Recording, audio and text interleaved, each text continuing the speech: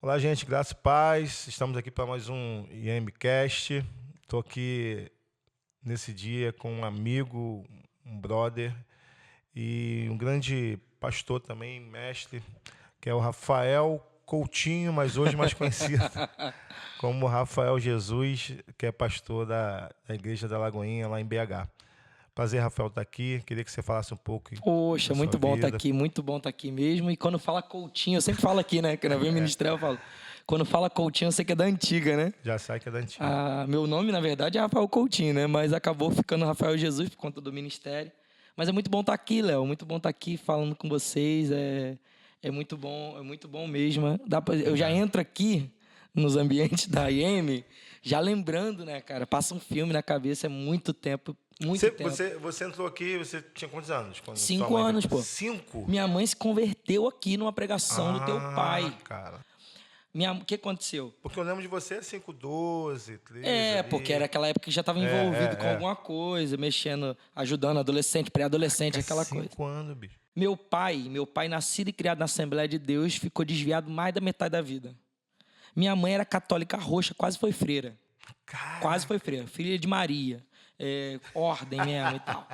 Aí se conheceram, meu pai e minha mãe se conheceram, casaram, tal, pá. Quando eu tava para fazer 5 anos, meu pai falou assim, filha, desempregado, passando uma situação difícil pra caramba lá em casa. Aí ele falou assim, filha, eu preciso de uma oração. Sabe aquela coisa do, preciso que um pastor dê uma orada, né, e tal. E aí, pô, pastor Jorge Zava, era o cara, sim, né, sim. todo mundo conhecia e tal. Tinha uns pastores aqui que eram bem conhecidos, né, tipo, tinha o pastor Jorge Zava, tinha aquele da igreja... Tinha Ronilson, tinha... Tinha uns pastores conhecidos. É. E aí meu pai falou, cara, vamos lá, todo mundo fala que é muito bom e tal. E aí no final do culto ele pediu mesmo para seu pai orar, orou, tudo certo. Só que naquele culto, a minha mãe aceitou Jesus. Tá. No primeiro dia que ela foi.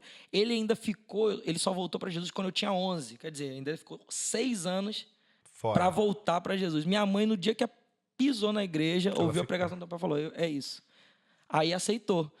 Com menos de 1 ano, minha mãe já tinha se batizado, já estava dando aula na escolinha dominical. E sua mãe tá aqui até hoje. Até hoje. Minha mãe é membro daqui, sou ovelha até hoje. E não tira não, filho, porque se tirar ela briga. Pô, muito bom, cara. E aí eu lembro, cara, que a gente tinha os departamentos que tem até hoje, né? Sim. E você que trabalhou ali dos adolescentes, ali você ficou com a adolescência e você pegou minha mãe, né? Minha mãe que era líder. A fase, rapaz. Mas eu vou te falar hoje, entre o que eu vejo hoje e minha mãe, que é largado, e sua mãe que segurava, eu prefiro sua mãe que segurava, cara. Saquei. Hoje tá muito... Cara, tem lugar que a gente chega que ninguém sabe o que fazer com os adolescentes, porque não tem como... Eu lembro, aí você teve uma fase meio rebelde. Tinha, eu saí da... Né? Eu saí, eu tinha 15 anos, meu pai faleceu, né? Foi. Quando meu pai faleceu, para mim foi um momento difícil, porque minha mãe ficou muito mal mesmo, e eu não queria ficar em casa. Então eu fiquei muito na rua. E eu aproveitei, até é ruim falar isso, mas é verdade, eu aproveitei, eu vi que minha asa estava livre, porque minha mãe não tinha como segurar um garoto de 15 anos sozinha. Difícil.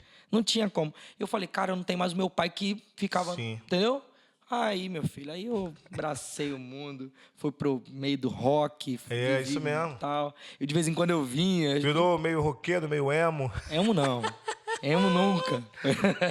Mas fiquei meio darkzão, uma época meio de depressão mesmo.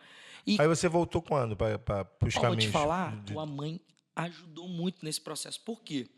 Porque quando eu saí da igreja, foi por quê? Porque a gente tinha um padrão e eu não me encaixava. Eu olhava para aquilo ali e falava, cara, eu não tenho isso aqui. Todo mundo aqui joga futebol, eu sou um perna de pau.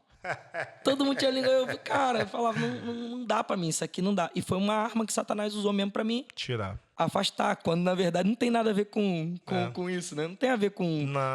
tem a ver com propósito, pô. Exatamente. Só que a gente, naquela época, não tinha essa ideia. E aí eu saí e correntadão, só vestia preto, cabelo na cara. Pintava olho, né? E tava tal. Boca. Assim. Não, boca não. Olho aí. Tá me trazendo pro emo. Querendo pegar. Mas você tinha um cabelo Não, eu tinha o cabelo mais preto, grandão, que né? assim, ó. Tipo do Slash, fechava minha cara toda, Isso, assim. isso mesmo. Parecia isso um mesmo, quiosque, pô. É isso. Eu parecia um quiosque ali, o quiosque ali. E aí, só que tua mãe, ó, com toda a pressão dela, ela me Ela tinha ligava amor, né, cara? constantemente. Ela tinha amor. Ó, sonhei com você. O que você tá fazendo no mundo? E aí, de vez em quando eu vinha na Era um igreja... zelo com amor, né? E aí, talvez ela nem saiba disso, mas eu vinha pra igreja com a esperança de o quê? Dos outros falar assim, ó, essa camisa aí, hein? Ó, essa corrente aí. Pra ter Uma o quê? Pra expectativa. ter bengala, pra dizer, viu? Sim, Eles não sim. me É, entendem, excluir, pô. vamos Me excluir. excluir, não dá pra mim. Só que aconteceu o contrário, pô. As pessoas me abraçavam. As Entendi. pessoas me traziam. E aquilo me incomodava pra caramba. Aí teve um dia, eu tava no carnaval de Cabo Frio, chapando, bêbado, largado. E eu ouvi o Espírito Santo dentro de mim falar assim, olha pro lado. E, cara, Léo, pô, a gente é isso que eu tô te falando. Tipo assim, tinha muita coisa boa e ruim, a gente cresceu muito. Teve uma fase, né, que a gente teve uma noção de profundidade de palavra. Sim. Mas as bases que foram dadas para mim nessa fase de junior, adolescente e tal, foram bases muito sólidas. Então, eu já tinha sido batizado pelo Espírito Santo, já tinha contato, experiência e tal. Então, eu cheguei no meio de um carnaval, pum, o Espírito Santo, olha pro lado. E, cara, você já ouviu o Espírito Santo, você sabe. Só que eu tava num pecado danado, imaginando o quê? Pô, o Espírito Santo vai me matar, porque a gente tinha aquela ideia de, pô, o Espírito Santo tá falando comigo, no meio desse aqui é pra me fulminar. Exatamente. Então eu olhei pro lado com muito medo, muito medo. E quando eu olhei pro lado, tinha uma galerinha, assim, na praça, assim, estranha, tocando sambão, pagodão e tal. E eu me atraí para aquela galera. Quando eu me atraí, era a galera de uma igreja, tocando em samba. E ele vem, ele vem, saltando pelos montes. E tocava em samba. Pá, pá, pá, pá. No meio do carnaval. No meio né? do carnaval. Eu falei, caraca, que doideira. Eu, pum. Aí eu brinco, né? Que todo evangelismo bem-sucedido tem que ter um bêbado. É verdade. E eu era desse. Verdade. Você Eu foi era um. eu que tornei o evangelismo. Você foi um. E os caras vieram, mas eu conhecia todas as músicas. Eu ficava dançando e cantando. Uma hora eles perguntaram, cara, você é crente? O que você é? E eu queria dizer, sou. Mas não podia, do jeito que eu tava, largado. E eu não queria dizer, não sou. Aí o que eu disse? Nada, eu fui embora. Até hoje aquela galera não sabe que eu voltei para Jesus por causa deles. Cara, que maneiro. E aí eu já tinha quase 18 anos. Quer dizer, eu fiquei 2 anos e pouquinho fora. Foi isso mesmo. Quase 18. Quando eu voltei com 18, eu voltei com uma pressão, com sangue no olho danado. Era a época que você estava tendo a transição do teu irmão para você. Isso. E aí eu voltei, meu filho, com sangue no olho. Por quê? Porque eu tinha visto o impacto que eu tinha sofrido lá no mundo. O carnaval lá, os caras me ganharam para Jesus de volta. Eu falei, cara, é isso. Eu nasci para isso. E eu tinha feito teatro, eu já tinha cuspia fogo, você lembra? Isso mesmo. Fazia circo, um monte de parada. Muito bom. E aí eu falei, cara, eu vou voltar com isso. Aí foi você, eu lembro que quando a gente fez essa transição, você chegou, você foi um dos que ficaram, né? Porque realmente, assim, o meu irmão, ele ficou 12 anos na frente dos jovens, então ele criou uma aliança muito forte com aquela galera. Sim. E essa galera já estava com quase 30 anos. E vocês chegaram, um monte, né? A gente estava na transição dos adolescentes para os jovens ali. E você foi um dos que encabeçaram, mas eu não lembro dessa tua pegada por causa do seu retorno. Eu não lembrava disso. Agora que você está falando que eu... É isso, eu voltei com sangue no olho, porque eu falei assim, cara, isso Não, aqui... você voltou com toda a pegada. Foi quando você chegou para mim, eu acho que foi você, vê se você lembra. Sim. Pô, vamos fazer um trabalho na praça. Foi. Não foi? Cara, eu lembro disso até hoje. Esse trabalho marcou minha vida, tanto que até hoje eu falo dele. Sexta na praça que a gente fazia. Praça. Cara, eu lembro que eu voltei com essa pegada, eu tava muito... E foi na época também que a gente tava indo mergulhando na palavra, tinha as quarta-tem aqui, lembra? Que era a primeira intercessão e a gente transformou para... Estudo, ensinamento, tempo de bate-papo. Estudo, de bate-papo. E a gente tava mergulhando. E aí a gente foi para uma visita. A gente foi visitar um moleque que tinha se acidentado de moto. Primo de alguém daqui da igreja, não lembro exatamente quem era, mas era parente de alguém daqui da igreja, jovem, adolescente, falaram assim, pô, vamos lá e tal. E a gente foi. Quando a gente chegou lá, Léo, o que aconteceu? O moleque tava todo engessado, tal, na cama, não podendo fazer nada. E a gente começou a orar, a cantar, e o moleque, pum, foi curado. Caramba. Tirando o gesso. Pá, dizer que levantou e foi curado. E era isso que a gente já estava querendo viver, né? Era, pô, porque a gente já estava falando. Aprendendo isso. Já estava falando, todo mundo meio que nessa expectativa. mas foi o boom de começar a ver, né? A gente via sim. seu pai se movendo em cura. Sim, sim. Tinha uma galera aqui que já trabalhava nessas áreas aí, só que a gente nunca tinha visto nesse nível. E aí, pô, cara, o cara levantou. Quando o cara levantou, meu filho, todo mundo da casa dele aceitou Jesus, pô. Tia, mãe, não sei o quê, pá. Todo mundo foi aceitando Jesus. Aí a gente saiu de lá querendo mudar o mundo, né? Chegou na Praça do Gradim, praça aqui do Gradim. Chegamos lá. Se sentiu Billy Graham, né, cara? Pô, pegamos um violão, começamos a tocar 5 jovens. 5 adolescentes. Isso mesmo. De adolescente para jovem ali, né? Naquela 17, faixa etária. 18. 5 com o violão. Começamos a tocar, as pessoas começaram a juntar. Veio um outro garoto, tinha um violão, também chamamos. Falei, cara, isso aqui não pode acabar. Aí foi quando eu cheguei para você e falei. Pô, o trabalho foi maravilhoso. Pena que você foi embora. Que você foi embora. Não, eu lembro, sabe o que é engraçado? Porque eu falei com você um dia, eu não sei se você lembra disso. Eu falei com você um dia, você falou, não, claro, vamos ver, tal, vou falar. Seu pai ainda, né, tava na frente, você era líder dos jovens. Vamos ver isso sim e tal. Só que aí, na correria, você não tinha trocado ideia. E eu marquei uma reunião dos jovens adolescentes depois do culto daquele domingo. Pra falar, ó, gente, a gente vai começar com algo. Só que você não tinha falado ainda com ele. Eu falei, cara, então não vai dar. Aí você, não, peraí. Aí você foi lá, quando acabou o culto mesmo. Falou com teu pai rapidinho, depois voltou, só fez assim pra mim. Eu já falei com a galera. Teu pai nos deu muita liberdade, cara. Foi. Meu pai era... Ele ia, cara. Visionário. Meu pai era evangelista também, né, cara? E ele ia, pô. E seu pai sempre teve essa pegada de praça, geração eleita. Eram os projetos que a gente fazia aqui. Então, teu pai ia. Aí teu pai indo, o que começou a fazer? A igreja começou a ir também. Então passou de ser um negócio só de jovens adolescentes. Virou um corpo, né? Igreja. Maior. E aí outras igrejas, no começo, quando a gente fazia, outras igrejas eram mais... Eram pra observar, atrás, né? Isso aí é laço. Porque também a gente tinha uma pegada de meio de arte, tinha teatro, música, fazia pagode. Você levava uns caras lá maneiro pra fazer A gente fazia roda de pagode roda dos Santos. É isso aí, roda dos Santos. Mas então, sempre tinha conversões, né? Sempre. Droga sendo jogada no... E muita cura, cara. Acontecia muita cura. Muitos jovens desviados daqui voltaram, né? Nessa época. Se converteram. Não, eu passava nos mercados, eu ia no mercado, o cara falava assim, cara, vocês que estão fazendo negócio na praça, né? Ó, eu passei de ônibus, a gente nem sabia o alcance que tinha. Eu passei de ônibus, ouvi, voltei para Jesus, tal. Porque... Isso mesmo, cara. Cara, foi um negócio muito... eu digo que foi um mini avamento que a gente viveu naquela época aqui. Foi mesmo, Tanto cara. Tanto aqui dentro com jovens adolescentes, quanto também fora. Verdade, Rafa. Então, ali a gente viu essa sua fome e sede. Eu acho que, na verdade, você começou a observar. Não sei se você vai concordar comigo. Eu costumo dizer que o nosso ministério a gente descobre. Porque Deus já te deu, sim, ele já sim. te deu o propósito desde quando você nasceu para viver. Então a gente descobre isso quando a gente começa a se relacionar com ele e com as causas dele. Então eu percebi claramente que você tinha um chamado muito forte para evangelista, né? Uma pegada muito forte. E o que levou? Porque você estava aqui e de repente você chegou para mim e falou, cara, eu vou estudar. A gente já estudava, tinha algumas escolas aqui no Rio, né? Mas aí você falou, cara, eu vou estudar no Carisma. Lá tem uma escola. Eu ouvia falar assim muito pouco. Depois que você falou, eu fui pesquisar mais, né? Sim. Hoje eu conheço o Carisma. O Carisma também hoje é muito mais conhecido, mas naquela época não era tanto. Exatamente.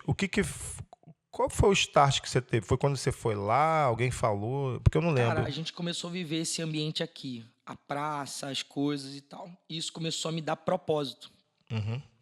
Porque eu sempre gostei. Eu, desde 9 anos de idade, que eu ia evangelizar com o pessoal daqui da igreja. Só que eu não sabia quem eu era. Eu não sabia, tinha um projeto de Geração Eleita nas férias de julho, a gente ia. Você ia, Só que eu não sabia que isso era o meu propósito. E quando eu voltei sabendo que, tipo assim, que o teatro que eu tinha feito, que o circo que eu tinha feito, que tudo isso que eu tinha era para isso. Entendi. Só servia para isso. Entendi. E isso me deu propósito. E aí, pertencimento, cara. Só que aí, você estava numa pegada de, tipo assim, tá, você agora entendeu quem é, mas precisa aprofundar. Vamos para dentro da palavra. Isso. E isso começou a aguçar na gente Bíblia. Né? Aquela coisa do base, né? Descobrir a verdade vos libertará. Sabe? E isso começou a me aguçar. E um dia, eu estava num momento meio meio ali, né? 18, 19, não tinha quantos anos? 20? Eu tinha 20 anos. Eu estava num momento meio, o que eu vou fazer da minha vida? Você chegou a abrir um comércio, lembra? Então, eu tinha uma empresa aqui empresa? de distribuição de Isso. quentinha. Foi nesse período. Isso, com um grande amigo meu, Guto. É. E aí, e tinha um noivado, tava pra noivar, né, tal. E tava naquele momento ali, tava acabando a faculdade, eu já tava fazendo faculdade, tava acabando. Mas naquele momento aí, o que eu faço da minha vida? E isso me deu uma esfriada, cara. Isso é importante dizer, porque eu não tava fora das coisas de Deus, mas isso me deu uma esfriada por quê? Porque é um momento na nossa vida humana, na parte da alma, que se você não perceber, ela te leva. Você está todo cheio de Deus, mas a tua alma não está alinhada. Entendi. E aí eu estava meio pecar, assim, meio sem entender o que eu ia fazer. Fiz umas besteiras nessa época. Aí falei assim, cara, eu preciso de um start, cara. Por quê? Porque o que aconteceu? Eu tinha um sonho de ser meu próprio patrão. Sempre trabalhei para os outros desde 13 anos. Então, eu achava que, quando eu abrisse minha empresa, eu ia ser feliz pra caramba. Só que o problema estava na sexta na praça, pô. Por quê? Porque durante a semana inteira eu tinha minha empresa, trabalhava, estava ganhando até um dinheirinho, a empresa estava indo bem. Só que na sexta-feira eu era mais pleno do que na semana inteira. Por causa daquelas 3, 4 horinhas que a gente ficava fazendo aquele culto no ar livre ali na praça. Curando, libertando. Falei, cara, a minha vida tá mais pra cá do que pra lá, pô. Quase uma crise de identidade. Pô, eu sou muito mais feliz na sexta-feira do que eu sou na semana inteira entregando. E sem ganhar dinheiro, e sem nada, e pá. Falei, E aí um amigo meu me chamou para um congresso. E aí eu fui para um congresso, o congresso Diante do Trono. Sim. Eu cheguei nesse congresso, não era na igreja, era num espaço de evento. E quando eu cheguei nesse congresso, cara, ali, cara, eu tive contato com Multiforme Graça, cara. Eu cheguei, a primeira coisa que eu percebi é que estava um monte de gente de tudo quanto é igreja, no mesmo ambiente, e o Espírito Santo, assim, falando. E eu falei, cara, eu nunca vi isso aqui, peraí. Isso aqui eu já ouvi falar, a gente fala sobre isso, mas não vi isso aqui ainda. E eu me dei naqueles dias. Eu tinha até um preconceitozinho com Diante do Trono, não era muito minha pegada. Sim. E tal. A gente aqui era mais do rockzinho, né? A gente gostava. E aí eu fui. Quando eu cheguei lá, tinha uma mulher chamada Cindy Jacobs. Já ouvi aquela. E ela fez uma profecia cabulosa sobre o Brasil. Lembro. E ela fez famosa um apelo no final. Falou, você que está aqui faz parte disso que Deus quer fazer no Brasil, vem aqui na frente. Show. E eu saí correndo. Naquele dia eu ouvi Gênesis 12. Avivamento, né? Sai da tua terra, da tua parentela. Eu falei, caraca. Falei, nossa, Deus está me chamando. Mas falei assim, mas eu achei que era coisa de congresso. Falei, não, vou chegar lá, vida normal, vou ajudar na igreja. Você lembra, eu era muito envolvido com igreja, mas eu não queria ser pastor. Não. Eu não queria... Eu queria trabalhar. Eu era o cara da mão. Vamos trabalhar aqui. Eu era pau pra toda obra. Eu jogava as... Você foi o melhor líder de jovens da minha vida, meu filho. Porque eu quero, pronto. E você... Qual o maior problema que a gente tem quando a gente chega na igreja? Os outros falam assim, não, o líder é centralizador, puxa tudo pra ele, não deixa fazer nada. Você era o contrário, meu filho. A gente falava assim, a gente quer ir pra Lua. Tá, vai pra Lua então. Vamos ver aí o que vocês precisam pra ir pra Lua, vocês conseguem ir pra Lua. Cara, a gente fazia de tudo, Léo. Era mesmo. Era um monte de jovem. Mas porque vocês tinham muita capacidade, pô. Todo mundo tinha muito talento. Era uma geração ali. Aquela geração era uma potência na mão de Deus. Pegada, né? Que é o principal. Era uma potência. E a gente cresceu muito, né? Naquela época, assim, de juventude. Uma coisa que eu aprendi com meu pai, cara, era assim... Meu pai sempre falava isso. Ele falava assim, um homem de Deus que rompe é um homem de coragem, um homem que bota a cara, entendeu? Ele sempre falou isso pra mim. A gente fazia. Tem que botar, tem que encarar e tem que falar, Deus está comigo, da minha frente, eu vou fazer. Época, você lembra, a gente fazia as coisas assim, tinha pouco dinheiro, pouco recurso, mas os negócios... Fluía, vinha gente, a gente conseguia patrocínio lá na época. Você falou, cara, começou com um violão, daqui a pouco tinha um som, daqui a pouco tinha a gente na segunda semana, um cara chegou pra gente e falou assim, cara, o que vocês estão fazendo aqui é muito de Deus. Eu vou fazer um contrato de 2 anos com você. E pegou o som era da Vibe, sei lá. Sonsaço. Era de uma casa de show que tinha externo. E fez um contrato toda sexta-feira, tava lá, som com tudo. Top. E a gente...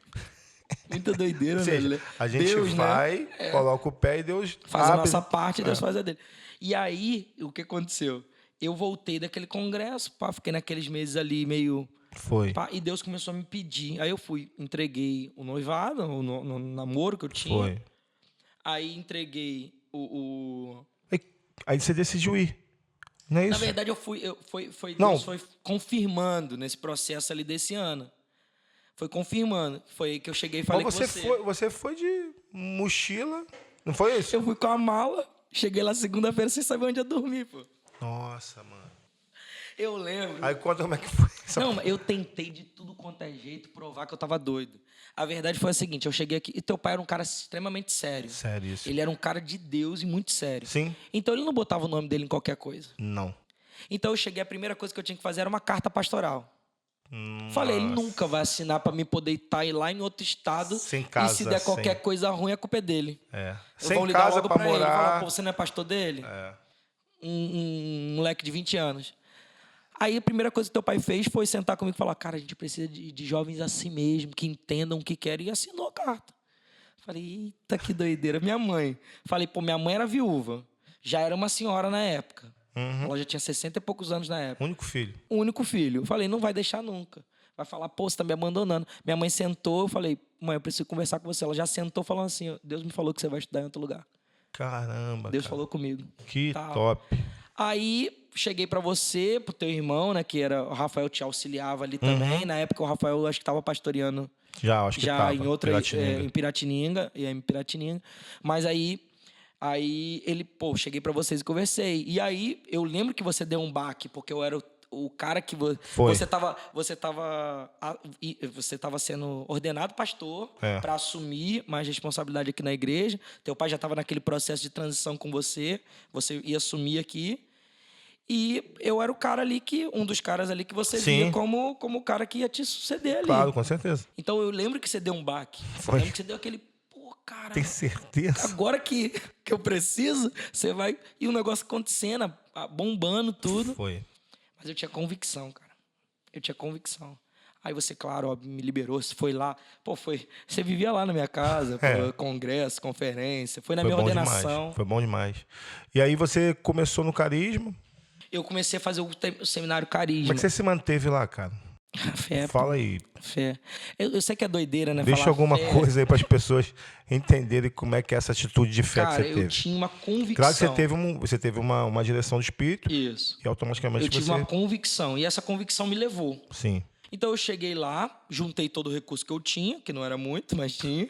Ele vendia a empresa, vendia as coisas e tal. Dividia a sociedade. Tinha uma sociedade, dividia tal, normal. E aquele recurso que eu tinha ali, eu me mantive durante eu vendi minha moto, eu tinha uma moto, tal, lembro, tinha isso algumas mesmo. coisas. Vendi e me manteve durante os primeiros 6 meses. Por quê? Porque eu cheguei lá, paguei o seminário integral com o dinheiro que eu tinha, falei, me trouxe para o seminário, não vou passar vergonha aqui devendo. Certo. Então paguei o seminário com desconto e o restante do dinheiro me mantive aqueles primeiros 6 meses. Só que Deus falou comigo claramente que não era para mim trabalhar, cara. Caraca. Secularmente. Eu falei, cara, que doideira. Hoje eu entendo que Deus estava me treinando para o que eu vivo hoje como missionário. Mas naquela época eu não sabia, cara. Eu falei, como assim? Porque eu tinha um currículo bom, eu tinha empresa, eu tinha faculdade, comércio, eu estava numa idade ótima. E eu botava currículo, me chamavam, pô. E aí toda a entrevista eles falavam, o que você está fazendo aqui? Não é isso. E eu ficava com medo da minha família achar que, vagabundo. Exato. Tá querendo ficar... E eu não tinha ninguém para me auxiliar. Minha mãe não tinha condição de me ajudar financeiramente. Então, vocês que me ajudavam, pô. Vira e mexe, você, o pessoal daqui, os amigos ligavam, falavam assim, a gente depositou alguma coisa para você. Sim, eu nunca falei E que nada. também não era muito, né? Não, mas era aquela... Era o que a gente podia dar. Deus me incomodou aqui. Eu lembro até hoje, várias pessoas assim... Eu lembro de uma ovelha sua aqui, a Elaine. Ela tinha um recurso de estágio de faculdade e ela entendeu que o recurso era para mim. Entendi. Ela passava para mim esse recurso. Tal. Maneiro. Era pouquinho, mas, cara... E assim, eu também fui fazer minhas coisas. Vendia salgado no Carisma, sanduíche natural tipo Itacoatiara, tá ligado? Vendia lá e tal. Fazia minhas coisas. E fui voluntariar, cara. Voluntariei em tudo que você possa imaginar em Lagoinha. Eu fui em vários congressos lá que você era voluntário. Voluntariando, trabalhando mesmo. Trabalhei em tudo. Telefone da paz. Trabalhava em tudo. Então, com isso, eu fui abrindo ali também um caminho que eu não sabia que existia. que era esse caminho de interno mesmo da igreja, Sim. de estar dentro. E aí, quando eu me formei em dezembro. Eu fui na tua formatura? Você foi na minha formatura. Foi. Você foi na minha formatura. Você, a Angélica e tal, foram na minha formatura. E quando eu me formei, o Léo Capuchinho me abraçou, o diretor do Carisma, o Global hoje, me abraçou e falou, você vai dar aula no Carisma. Pô, que top. No dia da minha formatura. E cara, você tinha expectativa? Nenhuma. Pô, você me conhece. Eu era um cara pau para toda obra. Eu era de mão. Sim. Mas eu não era um cara que tinha almejava Mestre, dar né? aula, mestre. Essa Você tinha uma pegada muito forte. Eu evangelística. Acho que é o o meu chamado, né? Meu chamado mais latente, assim. Hoje em dia, eu entendo que hoje em dia Deus abriu um leque ministerial para mim que saiu da zona do conforto. O evangelista, para mim, é a zona do conforto. É o que eu amo fazer, é o latente. Mas Deus abriu o leque para essa área de ensino, para essa área de pastoreio, Sim. que foi abrindo o leque com o tempo, entendeu? Aí, quando o Capuchinho ele te abraçou, o que você fez? Ele viu em mim algo que eu não via. O que eu entendi? Profecia, um dia, glória a Deus. E voltei para o Rio. Não sei se você lembra, eu fiquei 3 meses aqui. Dei aula a primeira vez no seminário. Foi mesmo. Porque, olha que doideira.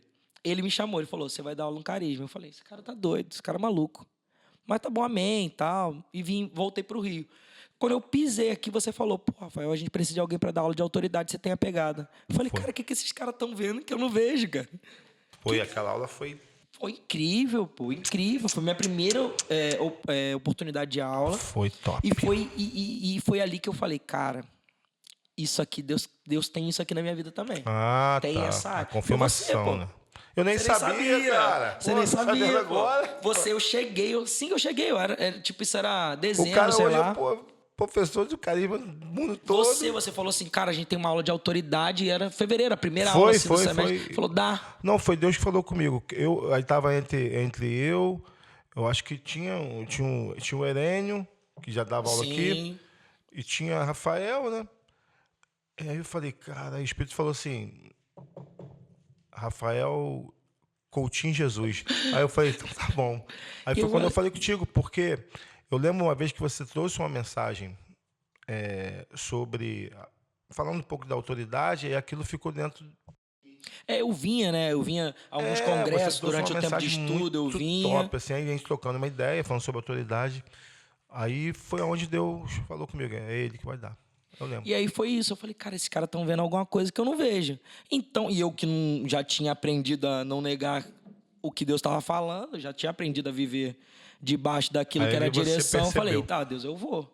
Então eu vou o que você achar. E aí foi uma experiência muito boa. E aí, enquanto eu dava aula aqui, no finalzinho da matéria, dos dias da matéria aqui, a Vanessa Capuchinho me ligou, que é a esposa do Léo, do pastor Léo. Ela me ligou falando assim, volta, porque eu preciso sentar, porque eu vou te passar a minha matéria. Qual era a matéria? Autoridade. Foi a primeira matéria que eu dei no Carisma. Quer dizer, o escopo eu fiz daqui, lá ela me passou a matéria dela, engrossou o caldo, e eu comecei a dar aula. Você já estava com a nota no espírito, fica mais... E eu comecei a dar aula. E aí, depois disso aí, cara, não parei mais. Eu fui chamado... Porque essa ficha entre ser... Porque, assim, um chamado, né, ministerial, de evangelista, de pastor, ok, você percebe e você está ali, é o que você falou, é uma zona de conforto. Mas para cair essa ficha de mestre, cara, parece que demora. Eu já era pastor, né? Sabe por que demora? Mas eu não me via dando aula também. Mas sabe por que demora? Porque é um ministério que não é muito falado. Perfeito. Você vê pastor, você vê evangelista, sim, em tudo quanto é lugar. Sim. Mas cadê o mestre? Mestre, você não vê ninguém sendo, vou ordenar mestre. Não vê isso. Não que tenha que fazer a ordenação de mestre, mas assim... Mas reconhecer pelo menos. Pô, não tem. Isso aqui é mestre na nossa Hoje ainda igreja. tem mais um pouco. Pouco, Mas naquela época, então... Não. A gente tá falando de 11 anos atrás. Não, muito... Ainda é muito pouco, ainda Rafael. É muito pouco. Ainda é muito pouco. Então a gente demora para reconhecer. E quando fala, também sai com uma certa soberba. Perfeito. Você fala assim, não, eu sou mestre. Aí fala, pô... Que isso, doutor em divindade? Isso aí mesmo. Que isso, quarta pessoa da Trindade. Entendeu? A pessoa acha que... E não é igual apóstolo. Quando eu falo assim, não, eu me reconheço como apóstolo. A pessoa fala, Valdomiro. Isso mesmo. Entendeu? Estou sendo perseguido. E a pessoa não entende porque os 5 ministérios precisam caminhar na igreja. E falta isso, cara. Falta o mestre e falta o ensino, né? Falta. Entendeu? Porque falta o mestre. Então, demora para se... vou te falar, eu dou aula há muitos anos. Sim, aí você foi para... Qual foi o primeiro ano que você começou a dar aula lá? Eu dei aula em 2013. Você deu aonde? Qual carisma? 12, 13... Na sede. sede. Naquela época ainda só tinha o carisma...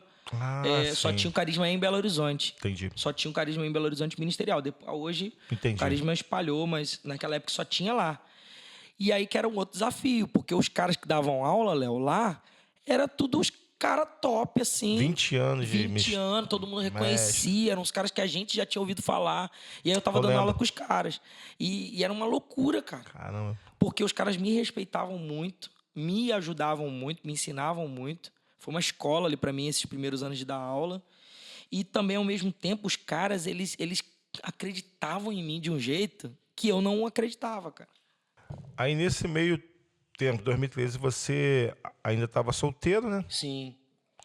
E você ainda não tinha trabalho, estava trabalhando, estava dando aula. Exclusivamente ali, né? No carisma. Na verdade, eu não só dava aula, eu era um dos líderes da escola de oração, né? Que a gente tem uma escola de oração que funciona como se fosse um culto semanal, que funciona de segunda a sexta, no carisma, de manhã e à noite, nessa época funcionava assim. E eu era um dos líderes ali. A gente tinha um culto na igreja, na Lagoinha Sede, que era o culto Encontros, que era um culto depois das 10 horas da noite, para essa galera de faculdade. Lembro. E também dava aula. Então, eu ficava 24 horas para a igreja. Então, com certeza você vai falar mais algumas coisas aí, que ainda tem muitos anos para você falar. Mas eu queria que você falasse rapidinho, manda sua mensagem pro pessoal que vai estar assistindo o nosso podcast, desse direcionamento, que muitas das vezes as pessoas têm isso, né? E quando Deus manda sair de um lugar, que é muito difícil, sim, uma zona de conforto, para ir para outro lugar, qual é a mensagem que você dá para a pessoa entender que isso é de Deus, enfim, o que você falaria para, de repente, um jovem que está assistindo agora, ou até um adulto já, uma idosa também, quem sabe, o que você falaria para eles para ter essa nota, como é que lidar com isso? 3 dicas que eu dou sempre quando falam de direção do Espírito. O que fazer, o como fazer e o quando fazer. Uhum. A gente precisa minimamente entender essas 3 coisas para poder ir. Não que seja plenamente, mas pelo menos entender ali essas 3 coisas de alguma maneira. O que eu vou fazer lá? No meu caso, eu vou estudar. Sim. Quando? Eu entendi, não é agora. É agora. E como que eu vou fazer isso? Não, eu vou ficar integralmente lá. Entendi. E Deus vai suprir a necessidade. Então, se você entende pelo menos minimamente, é claro que eu era muito imaturo, eu ainda estava descobrindo. Se você entende minimamente essas 3 coisas, você se move de maneira mais fácil. Entendi. Porque o problema é quando você entende o que, mas rompe o quando. Ou atrasa, ou adianta. Porque às vezes você fala assim, não, Deus me chamou para ser pastor. Meu pastor me reconhece. Aí você sai abrindo uma porta qualquer. Você bota o pé, aí dá ruim. Aí você fala, Deus me abandonou no meio do caminho. Não, na verdade, ele te chamou mesmo. Só que você não esperou o quando. Entendeu? Entendi. Então, isso já ajuda muito. Agora, dentro dessas 3 dicas, o que a gente pode ver? Não é sobre dom e talento. Sim. Primeira coisa. É sobre o coração certo para o propósito certo. Cara, dom e talento Deus dá à medida que ele precisa, cara. É isso aí. Esther, Hadassah, é isso mesmo, transformada em Esther em 1 ano, pô. Por que Assuero não procurou outra Vasti? Outra rainha? De sangue real, já sabia tudo, já era alguém de família real, já sabia como é que se portava. Por que ele não procurou alguém igual? Porque ele não queria alguém igual. Vasti recusou o convite do rei. Recusou a presença. Ele queria alguém que tivesse o coração de serva. Entendi. Então, olha que interessante. Você transforma uma escrava em rainha em 1 ano. Mas você pode dar uma vida inteira que uma rainha não vai se transformar em serva. Você está entendendo? Então, o que acontece? É o coração de Hadassah. Aprendeu a ser Esther, empoderada como Esther, fala como Esther, se porta como Esther, agora é rainha Esther, mas o coração é de Hadassah. Sim. Você está entendendo? Então, porque o talento Deus dá, cara. Verdade. Ele te guia, pô, ele é o melhor para te levar o propósito pleno dele. Sim. Então ele te guia no talento, ele te guia na postura, ele te guia no ensino. O que é que eu preciso de você, te despertar e tal. Só que se você não tiver o coração certo, Léo, vai ficar difícil. É isso mesmo. Então o primeiro é o coração certo. Segundo, você precisa não ter medo de ter medo. Entendeu? As pessoas acham que para ter direção espiritual, e você sabe disso, porque você que falou isso. As pessoas acham que para ter direção espiritual é ausência de medo. Não, não tenho medo nenhum, porque a gente tem aquela máxima de super-homem espiritual. É isso. De pá, Não é. e não é, cara. Não é. É muito mais você ir com medo mesmo É isso aí. do que ausência de medo. Porque medo é resposta Encarar. humana. É isso aí. É natural. É até espiritual, Satanás mesmo Sim, também. sim. Mas, assim, não é ausência de medo, é convicção. Perfeito. A palavra vai dizer que a paz que excede todo entendimento. Não tenta procurar paz aqui não, mano. Não vai dar certo. Procura a paz aqui, ó. Porque aqui pode estar em caos. Como é que vai ser? Eu fui... O nosso coração é enganoso, né? Às vezes eu voltava para ministrar alguma palavra aqui numa igreja e tal, e os pastores às vezes me recebiam assim: um jovem que não teve medo, que largou tudo, que ousou. E eu ficava procurando quem era o cara. Quem disse Tive que eu medo não o tempo tive? todo, Léo. O tempo todo. Passou esses 6 meses, acabou meu dinheiro. Eu falei, cara, como é que eu E vou agora? fazer? Passou mais 6 meses, como é que vai Pô, ser? muito bom você falar isso, cara. Porque é o que acontece, cara.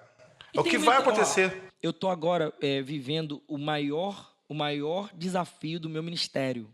Fala um Eu pouquinho. tô saindo de Belo Horizonte e eu vou ficar 6 meses em missão na Europa. Onde você fala de 6 meses, quanto tempo você ficou? 11 anos ao todo. Caramba. 11 anos ao todo que eu tô em BH. Casou, Casei, filho.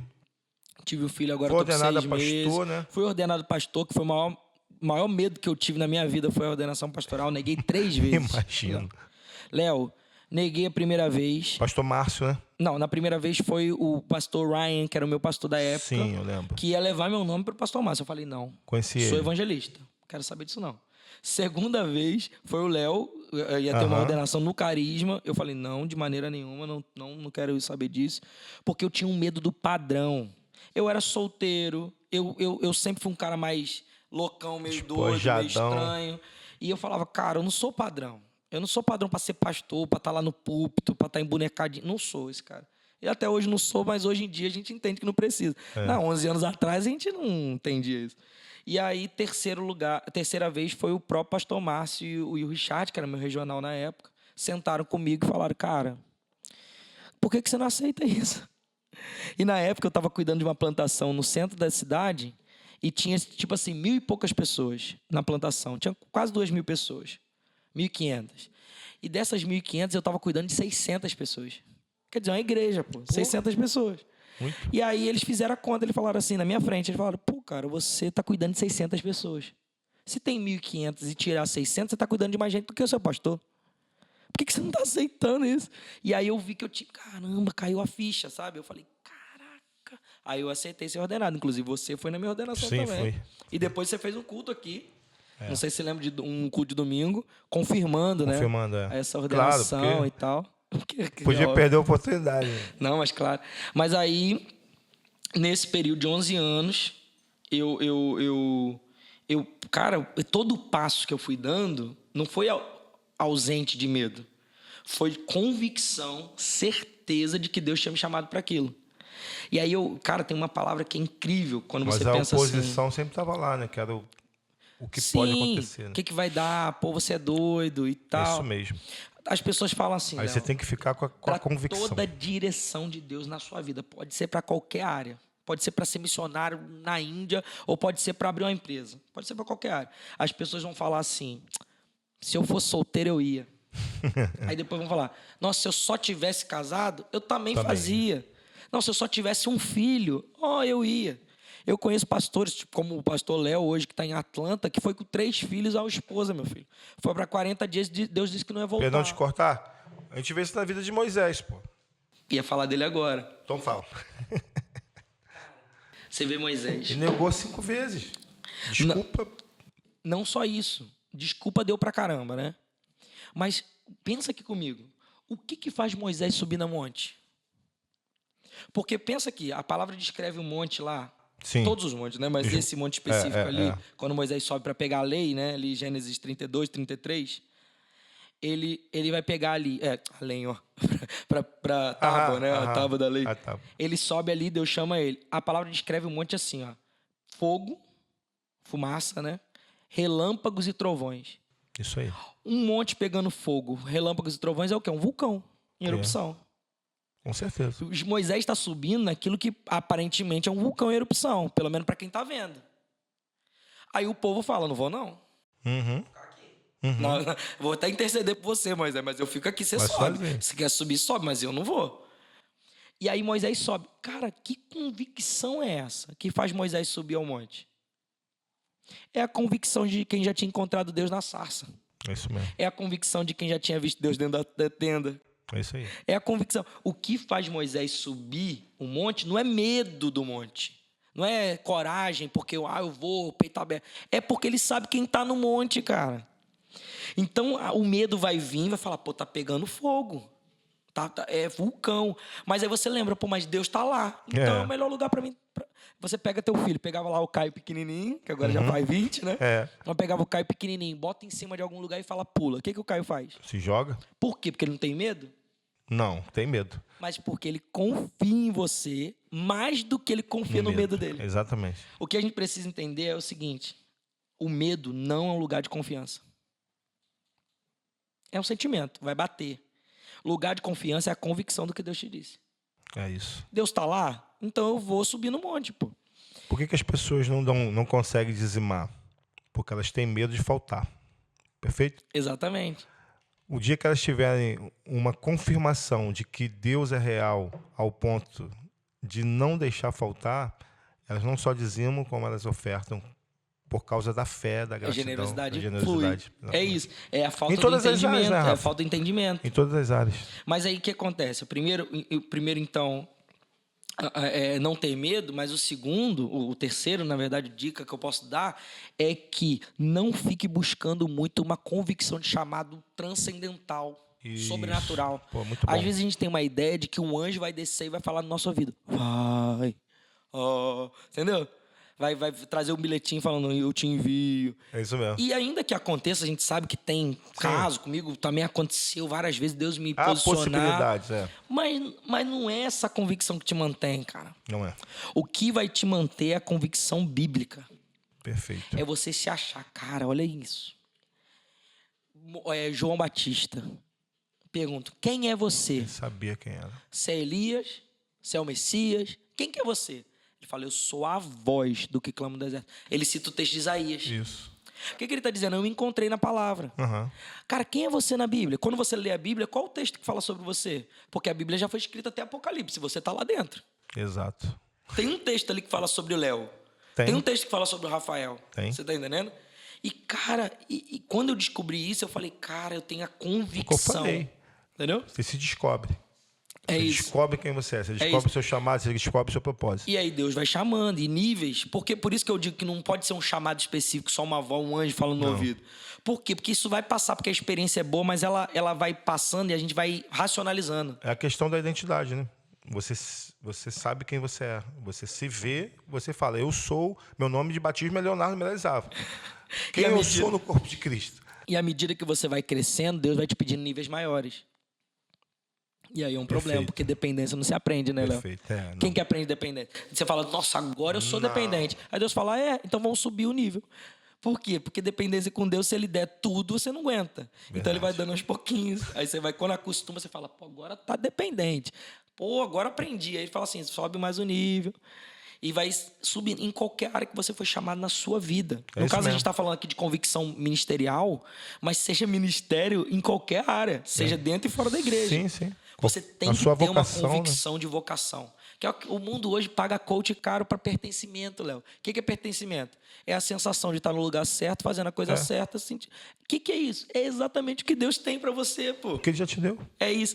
E aí, quando eu tive esse entendimento, eu falei, cara, é isso. E aí, nunca mais eu neguei.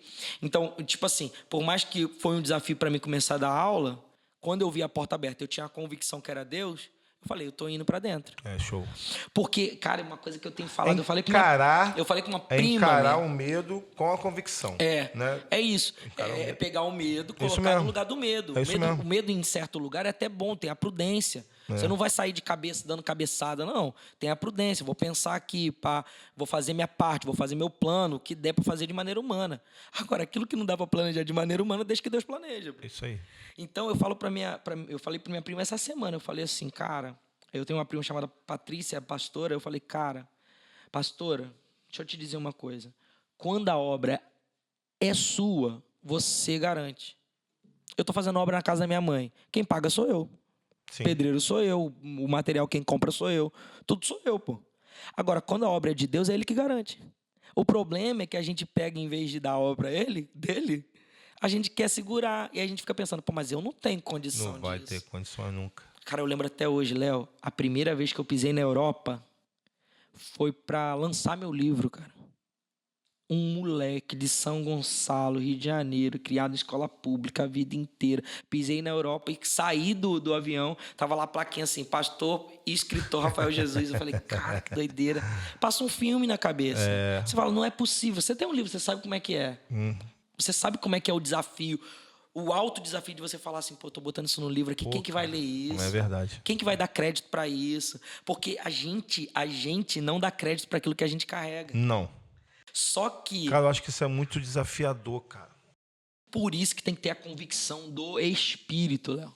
Porque só o Espírito vai ser capaz de dizer para você não dá crédito para aquilo que você carrega, mas eu dou crédito para aquilo que você carrega. Eu, no caso, 10 anos pastoreando nessa igreja, o primeiro ano, dois primeiros anos ali, cara, nunca imaginei que eu chegaria aonde Deus me colocou hoje, entende? Porque eu estava ainda olhando o que você falou, com a minha ótica natural, não por aquilo que Deus tinha colocado em mim. Mas até descobrir isso, só Deus para mostrar isso para você e para mim. Você vê que todo grande homem de Deus tenta dar um miguezinho. Sim. Não, eu sou gago, eu tenho a língua preta, Moisés. Eu sou lábios impuros. Eu não tenho, você tá entendendo? Eu não tenho condição. Todo grande homem de Deus, ele tenta dar uma de chavada para não seguir. Por quê? Porque quando ele olha para si mesmo, em comparação com o que Deus está falando a respeito dele, ele fala, é impossível, não tem como, não fecha a conta. E não fecha mesmo, porque o Léo não fecha a conta. Se não botar Deus na história, não fecha. Verdade. Só que aí, cara, eu brinco, né, que a gente fica abusado. Entendeu? Abusado no sentido bom, por quê? Bom. Porque aí você começa a entrar num nível de falar assim, nada realmente é impossível para Deus. Porque pegar um cara como eu e colocar para fazer o que eu faço, pegar um cara como eu e dar talento no que eu tenho, pegar um cara como eu e despertar interesse dos outros para aquilo que os outros querem me ouvir. Você tá entendendo? Cara, pegar isso você fala, cara, não é o Léo mesmo. Perfeito. É Jesus. Perfeito. Não tem como. Esse desafio que você falou que vai enfrentar agora, qual é o desafio? Fala pra gente. Então, mas por quê? Eu tô há 11 anos em Belo Horizonte. Certo. E há alguns anos eu vou para a Europa dar aula, ministrar, ajudar. E eu entendi com a minha família a convicção de ficar 6 meses lá, por conta própria. Caramba. 6 meses, em Londres especificamente. Vai, a igreja europeia... Vai meter o pé. 6 meses, né? Eu não vou embora de vez, não. Pelo menos até agora Deus não falou isso, não. A expectativa é 6 meses voltar. Mas assim... A igreja na Europa, Léo, hoje, ela vive uma crise. Muito maior do que o que a gente vive aqui. O liberalismo tomou conta de metade da igreja, então você chega lá, a maioria das igrejas que existem ainda estão com uma bandeirazinha, por exemplo, inclusiva. O evangelho é o evangelho liberal, né? Aquele evangelho do pode tudo, Deus chama de qualquer jeito, e pá. Eu costumo brincar que o evangelho não é inclusivo, né? Porque ele não te aceita. O evangelho não aceita ninguém, ele te transforma. Entendeu? Perfeito. Mas tá com esse desafio. E as igrejas que não entraram no liberalismo estão fechando, virando bar. Nossa, eu peguei um vídeo esses dias, Léo, sem brincadeira. Uma igreja linda, anglicana, daquela antiga histórica, bonitona, um barzinho, um pub. E o púlpito era o lugar dos drinks. Os caras falavam assim, chacoteando no vídeo. Eu vou ali dar uma rezadinha. Pô, você entendeu? Cara, não tá... Essa é a realidade da Tô Europa. ligado nessa, não. A realidade da Europa é essa, cara. Tá acabando. Bruxaria pra caramba voltando. Paganismo mesmo, de ritual. Você fala assim, mentira, isso aí só em filme. Voltando. Acontecendo, assim, de níveis que a gente fala, cara, que doideira. E, ao mesmo tempo, nesses últimos anos, eu tenho ido lá há alguns anos, nesses últimos anos, o evangelho tem sido clamor de algumas pessoas. Sim. Porque lá era muito frio, o berço do evangelho virou de mármore, né? Virou frio. E aí, ninguém queria saber de Deus. Só que depois do Covid e com a guerra, meio que as pessoas falaram assim, cara, peraí, nosso dinheiro não segurou a onda. A gente não tem o controle do nosso destino. Sim. E quando solta o pitbull, até o cachorro vira... Quando solta o pitbull, até o ateu vira crente, né? Fala, ai, meu Deus. E aí eu vi isso, cara. Eu estava dando aula em Portugal no ano passado. As pessoas batiam na porta perguntando se é igreja. Caramba, cara. Não, pá, não sei o quê. Não, a gente quer Jesus. E eu nunca tinha... A gente ia nas manifestações da Ucrânia, né? Da guerra. Quando falava assim, tem um pastor... Não queria nem saber qual era a língua. Vem cá, ora pela gente. E eu nunca tinha visto isso na Europa. De todas as vezes que eu fui. Então eu vi que estava mudando o ambiente. Quando eu voltei, ano passado, Deus confirmou que esse ano seria um ano de eu ir para lá mesmo para entregar algo. Estão saindo como missionário mesmo, né? Todos os lugares, Léo, que a gente vai, com aquilo que a gente carrega, as pessoas falam, cara, a gente carece disso. A gente tem tanto aqui, a gente às vezes não valoriza, e lá... Cara, só que as pessoas acham, missão na Europa, na Torre Eiffel, os outros acham que é... Só que, cara, eles são muito carentes, cara. Muito carentes daquilo que a gente carrega. Entendi. Então eu falei, cara, é o tempo. Entendemos, eu e minha esposa. Você está indo como missionário. Eu estou indo como missionário. Deus me deu uma direção meio doida, né? A gente está vendendo tudo que a gente adquiriu desses 11 anos em Belo Horizonte para viver 6 lá.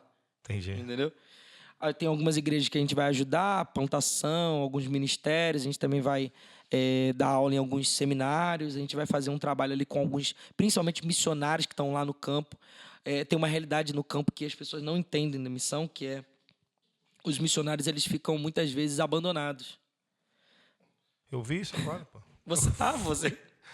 A gente adotou uma família de missionários, nós adotamos, eu, o pastor Isaías, que teve no outro podcast aqui. Cara, é assim, surreal, os caras abandonados. E agora nós vamos visitar Tocantins, que tem uma outra família lá também abandonada. E estamos indo para lá agora em setembro, também para fazer o mesmo trabalho, adotar essa família. Por quê? Porque o que acontece? Quando o cara vai ser enviado pela igreja, a igreja envia. Quando acontece qualquer coisa na igreja local aqui, no normal, né? Estou falando no natural, né? Sim. Não a igreja espiritual, né? No natural. Aconteceu qualquer coisa, caiu o dízimo, não sei o quê, pá. Qual a primeira coisa que corta? Aquilo que não está ali no campo de visão. Sim. Corta o missionário lá. Só que o cara está lá no outro país, vivendo às custas.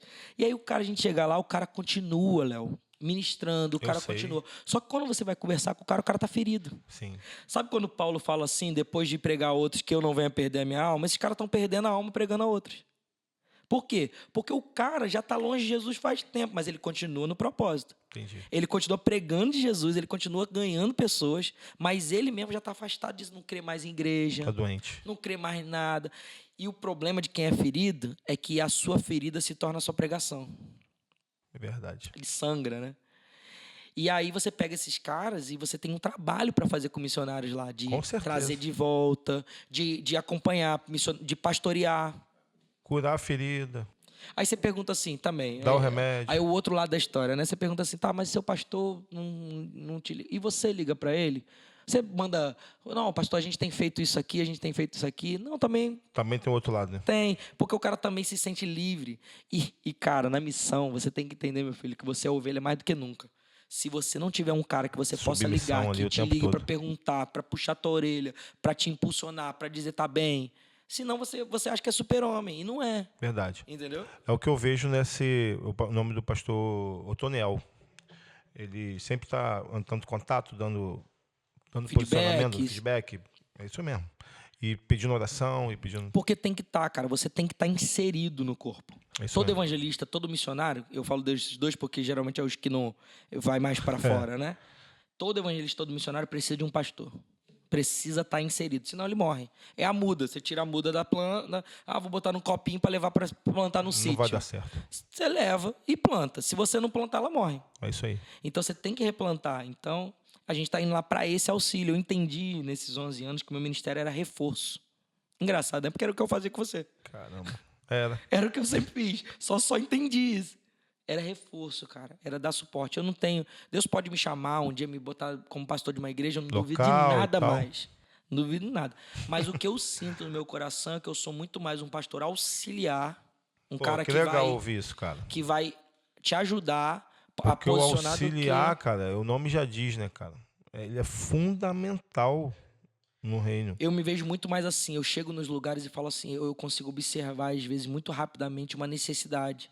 O cansaço. E, claro, e que, de acordo com o pastor me dando abertura para isso, eu tento suprir no que eu possa ser necessidade. E assim, como você tem dons e você vai descobrindo isso, o que acontece? Quando você chega num local, você vê onde estão as feridas ali, que você começa a curar, começa a fechar, e você tem uma visão ampla e você tem, de fato, aquilo que a igreja está precisando. Sim. Então, essa visão de um auxiliar, e principalmente um missionário, ele é esse cara. Ele é esse cara. Você vai ver que dentro do ministério, o missionário é o que mais se adequa ao ministério apostólico, porque é o cara que supre de acordo com a necessidade, ele flui nos outros ministérios durante algum tempo, né? Você vê Paulo ali, né? De mestre, mas também pastor, mas também... Isso aí. De acordo com a necessidade, ele ia fluindo até que Deus levantava uma liderança e tal, e ele podia seguir para outro lugar. É isso aí. Eu me vejo muito assim hoje, muito auxílio. Eu tenho muito temor quando eu chego numa igreja e tal, para não romper com aquilo que Deus está construindo através do pastor daquele lugar, mas para auxiliá-lo, para somar naquilo que ele está construindo, você está entendendo? Então, por exemplo, me chamam para pregar, eu pergunto, como é que vocês estão aí? O que vocês estão falando esse mês? Isso. Tem algum tema? Por quê? Porque eu quero chegar junto, construir junto. Porque o pastor local tem a tristeza, né, de falar todo domingo da mesma coisa, e o arroz com feijão, e os outros falam, não, glória a Deus. Aí chega um conferencista, o pastor itinerante, aí prega a mesma coisa, o cara fala, meu Deus do céu, agora... Caramba, você viu o pastor, o que ele falou? Aí o pastor pensou assim, mas eu falei semana passada. Só que o que acontece? A gente tem essa massa de ser o alimento fresco que veio de fora, o fast food. Então, eu caibo muito bem nesse lugar. Sim. Entendeu? E entendo que eu sou muito auxílio. E por isso, Deus tem me levado, nesses 6 meses agora, para a Europa. Porque, cara, o que a gente carrega lá necessita, Léo. Entendi, muito bom, cara. Agora eu vou te falar uma coisa. De verdade, aqui, ó.